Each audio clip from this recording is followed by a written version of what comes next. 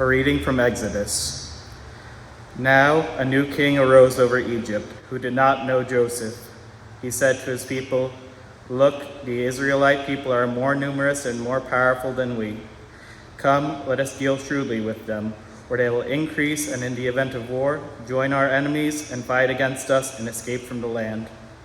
Therefore they set taskmasters over them to oppress them with forced labor.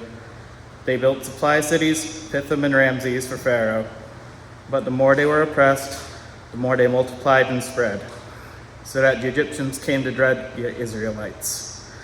The Egyptians became ruthless in imposing tasks on the Israelites, and made their lives bitter with hard service in mortar and brick and in every kind of field labor. They were ruthless in all the tasks that they imposed on them. The king of Egypt said to the Hebrew midwives, one of whom was named Shiphrah and the other Puah, "When you act as midwives to the Hebrew women in Sedom, on the birth stool, if it is a boy, kill him, but if it is a girl, she shall live." But the midwives feared God. They did not do as the king of Egypt commanded them, but they let the boys live. So the king of Egypt summoned the midwives and said to them, "Why have you done this and allowed the boys to live?" The midwives said to Pharaoh, "Because the Hebrew women are not like the Egyptian women, for they are vigorous and give birth before the midwife comes to them." So God dealt well with the midwives, and the people multiplied and became very strong. And because the midwives feared God, he gave them families. Then Pharaoh commanded all his people, "Every boy that is born to the Hebrews you shall throw into the Nile, but you shall let every girl live." Now a man came from the house of Levi, went and married a Levite woman. The woman conceived and bore a son.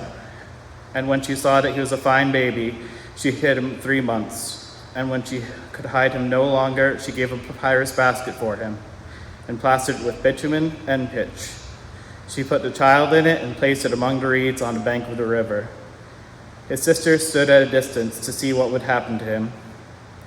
The daughter of Pharaoh came down to bathe at the river, while her attendants walked beside the river. She saw the basket among the reeds and sent her maid to bring it.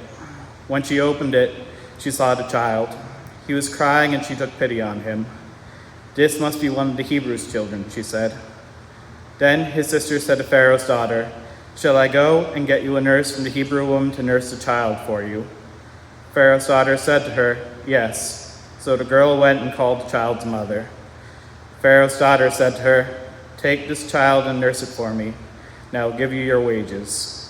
So the woman took the child and nursed it. When the child grew up, she brought him to Pharaoh's daughter, and she took him as her son. She named him Moses because, she said, "I drew him out of the water." Psalm 124. If the Lord had not been on our side, let Israel now say.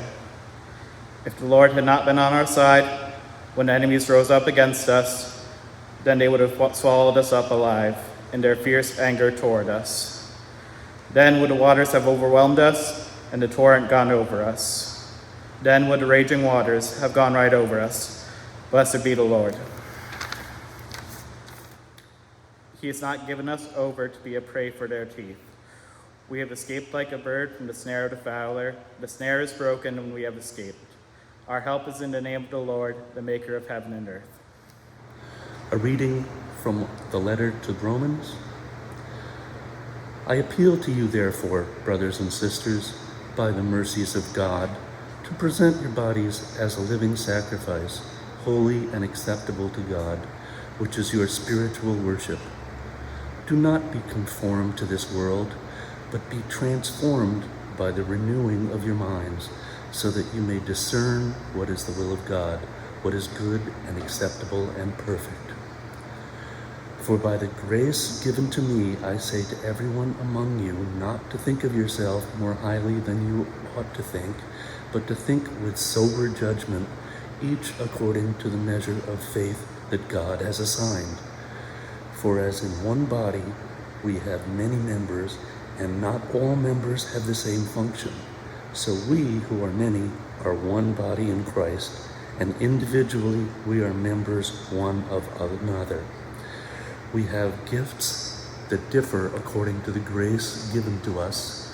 prophecy in proportion to faith, ministry in ministering, the teacher in teaching, the exhorter in exhortation, the giver in generosity, the leader in diligence, the compassionate in cheerfulness. The word of the Lord.